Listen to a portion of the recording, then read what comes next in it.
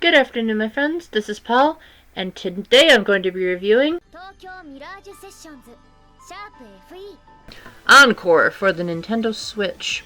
This is an enhanced port of a 2016 Wii U game that crossed over the gameplay and universes of Fire Emblem and Shin Megami Tensei, but wrapped the story and central characters in a J-pop type of setting. So that may initially turn off a lot of people to this game in case you don't like J-pop, like yours truly. You might be asking, well, Paul, how did you play this game of all people, if you're one of the people that hates J-pop the least?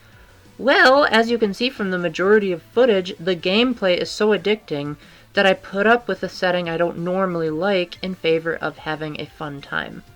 So before I get into what's familiar, because I did already review this game about 3 years ago, I'm going to talk about what's different in case you did buy the original and are wondering if it's worth double dipping on the Switch. So besides the obvious of converting a dual screen experience into a single screen experience, meaning that your topics and the map are now going to be on the TV instead of on the gamepad, there's a quick session option that allows your chain attacks to go by much quicker in case you're tired of the battle animations. And there's a new area known as the Area of Aspiration. It's another dungeon, or idolosphere as they call it in this game, that gives you more opportunities to grind. You can get new costumes, including some based on Persona and Fire Emblem Three Houses. And you can also gain the abilities to add some of the side characters from the story into the session attacks when they normally wouldn't really participate in battle at all.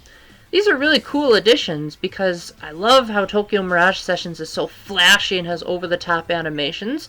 Now they have even more. Well, it would have been nice if maybe there would have been some new characters introduced or maybe new story arcs. This is a decent compromise for a game that could occasionally get very grindy and back and forth. There's also a new song that you unlock at the very end, but the detriment to this is that the new story arcs only focus on Itsuki, Tsubasa, and Kiria. It would have been a shame if maybe they had delved into the backstories of some of the other characters, which are admittedly far more interesting. Now let's talk about what's similar, which is pretty much everything else. All of the DLC from the Wii U version is included right off the bat, although you do have to wait until the appropriate point to get it, so you can't just rush in and grab everything at the start of the game. For example, there were costumes that were available for certain characters at a DLC showcase event in the original game. Now they're just incorporated into the rewards you get in the Area of Aspiration. Also, the 3 training dungeons that originally were paid for are now included in the Bloom Palace right away, so you can use those to grind for more experience, more weapon levels, etc. if you find that this game is too difficult, which I did at the very end, and it made all the difference in the world, dearie. How many times am I going to use that meme before it gets boring?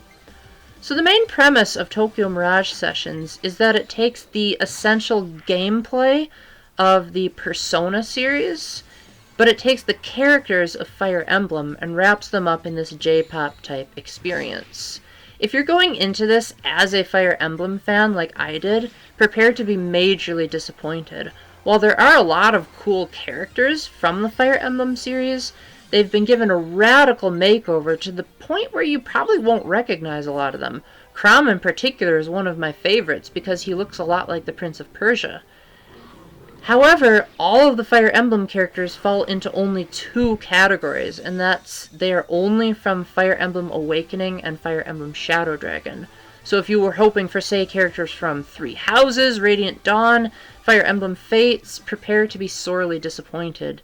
In fact, this is even worse than the representation in Fire Emblem Warriors.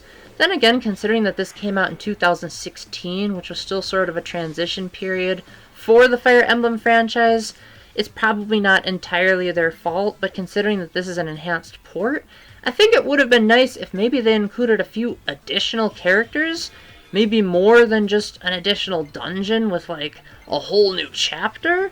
But I digress. This game is pretty good as it is, and they probably wanted to just preserve the original Wii U masterpiece, not thinking that a Switch port would even happen. Additionally, you have elements of Fire Emblem's battle system incorporated into the Persona style find the enemy's weakness and exploit them. The weapon triangle that's been around Fire Emblem for ages gives you a subtle way of detecting what the enemy weaknesses are, even if you still haven't discovered them. Sword beats axe, axe beats sword, lance beats axe, you know the drill. Eventually it becomes pretty obvious when you keep missing sword users when you're using an axe user.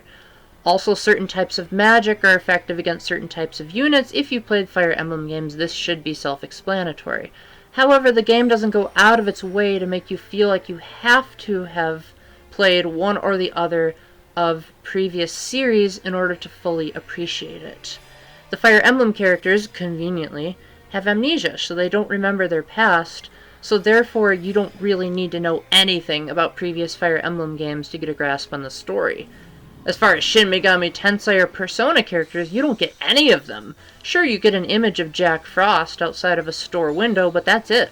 All of the characters that you control are ordinary teenagers that, I guess, fuse with the Fire Emblem characters so that they have the ability to be able to battle, because otherwise they'd be hopeless in a battle. And the Fire Emblem characters don't really have a physical form on their own, so they have to borrow that of the teenagers. It's a little bit creepy, but I guess that was their way of making sure that Fire Emblem fans wouldn't feel left out. Now, if you're wondering what the heck Tokyo Mirage Sessions is supposed to be implying, because that's kind of a stupid title, a session is a chain attack, where one person attacks an enemy with their weakness, then you have a follow-up attack from your next party member, and so on. Eventually, you can get combos that are in the 15s, but at first you'll only be able to do, say, 2 or 3 at a time. This actually never got old until the very end, when I had to keep resetting over and over again because the final battle was just a humongous difficulty spike. I didn't even try out the new quick session option until the very end because I loved seeing how flashy the animations were and how gorgeous this game is. This has to be the prettiest Fire Emblem game I have seen, although that's not really saying much because Fire Emblem games haven't typically been known for pushing graphical boundaries. The soundtrack and audio, on the other hand, is where the game really stumbles. Not that the music is bad, it's just that it's so J-pop that it ignores the traditional orchestration that's made Fire Emblem soundtrack so much fun to listen to. Also, there's still no English voice acting. It would have been nice if maybe they had included that in the enhanced port to say, hey guys, we heard your complaints, but nope. Unless you know how to understand Japanese, you have to hear the whole thing in their native language. What makes this even worse is that while there are English subtitles, they don't actually exist when you're in battle. So sometimes the characters will be talking to each other or shouting out warnings, at least I think they are, but you're not going to be able to understand them because there's no subtitles. This gets especially annoying when certain characters perform special moves and they're using a conversation with the Fire Emblem characters to tell them what to do, but you don't know what they're saying because it's all in Japanese. Thankfully, you can mute the voices in case you really don't like Japanese voice acting or singing, although sometimes they make an exception for that at certain bizarre moments. So it's like, why can't it just be a done deal and the characters just talk mutely? Also, there are a lot of quirks of Tokyo Mirage Sessions that weren't exactly fixed for better or for worse. You still have to do a lot of backtracking between the Idolospheres and the Fortuna office in order to upgrade your abilities and skills. Shopping is just as overly convenient as ever, as normally you're hardly ever going to find a situation where you run out of money. By about chapter 2 or 3, you can just keep healing yourself over and over again at the vending machines and just binge on every item you can hold in your inventory, and it's hardly going to make a dent in your wallet because the enemies constantly give you money. Now, there are 5 difficulty settings. Friendly mode is unlocked after you die, which essentially makes the game super easy and almost on autopilot because it removes a lot of the more perilous aspects, such as your party being poisoned. Lunatic mode is introduced after you've beaten the main game, which I haven't even played this game on hard. I played normal for this footage so that I could have a little bit of a challenge, but I mainly played it on easy because I've heard from the reviews that this game can get pretty darn tough. And the game, well, let's just say it doesn't have an autosave feature, which was not something I originally thought was a deal breaker, but when Woodhawker mentioned it in his thoughts, I realized, you know what? For a 2020 game, that is an interesting oversight, as you do have to save this game a lot. Only on very short occasions does the game ever pause and say, do you want to save your progress? Thankfully, and this may be new to the Switch version, you can retry battles as many times as you want with not really any penalties. And you can even switch difficulties on the fly. So if you find that the game's too hard, switch to a lower difficulty. And if it's too easy, switch to a higher difficulty. The game also doesn't penalize you for switching characters mid-battle. So that really helps if you realize, shoot, I probably shouldn't have brought my lance wielder into this battle. Let me switch over. The game's not going to make a deal out of it. In fact, the audience is actually going to cheer. Speaking of which, just like Paper Mario 2, you're going to want to use audience approval to get through the battles. The more flashy your moves are, and the more the audience likes the battle as a spectacle, the more rewards you're going to get, and then you can take those rewards to Tiki from Fire Emblem Shadow Dragon, and she can use the monster parts and applause combined to make new weapons, new skills, and even change classes, which is a Fire Emblem trademark in itself, and then the fusing weapons is more or less a Persona thing. So the gameplay styles mix okay, but they're not really gonna make fans go like, oh yes, this nostalgic moment. This is more so about a new set of characters and settings with elements of the series mixed in. It's not like Professor Layton versus Phoenix Wright where they feel like the original games and you sometimes forget that you're in a crossover. You're always going to remembering that this is its own type of project. It's set in its own universe. Now, before I wrap this review up, let me quickly talk about overworld progression, in case you're thinking, Paul, there's just too much dungeon crawling in your footage. And that's because overworld progression is kind of boring. While there are side quests to do, and unlike most Japanese RPGs, it's actually really rewarding to do the side quests, I found that exploring the overworld felt like it was a graphical hurdle, as in the original version, any characters that you couldn't directly interact with were silhouetted in a singular color, and some of them weren't even animated. And that has not changed a bit here. Sometimes the characters should be cheering in a concert, and they'll just be standing there. Is that a Japanese trend, or am I completely missing the mark here? Also, the camera control is really limited when you're exploring, and most of the areas aren't all that big, so you don't really need to explore all that much, and all you can really do is just shop.